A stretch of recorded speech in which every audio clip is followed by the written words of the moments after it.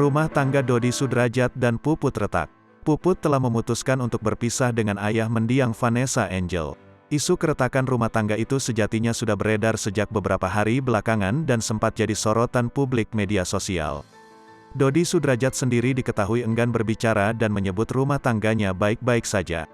Namun faktanya, Puput sudah melayangkan gugatan cerai untuk suami yang dinikahi selama hampir 6 tahun tersebut.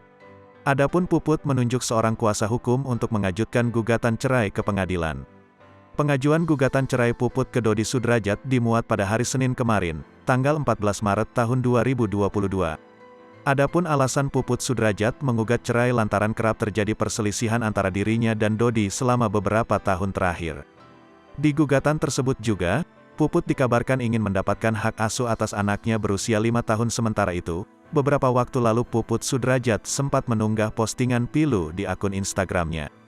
Tertanda diunggah pada 3 hari lalu, Puput bak mengisyaratkan siap menjadi ibu tunggal untuk anak bungsunya yang masih kecil.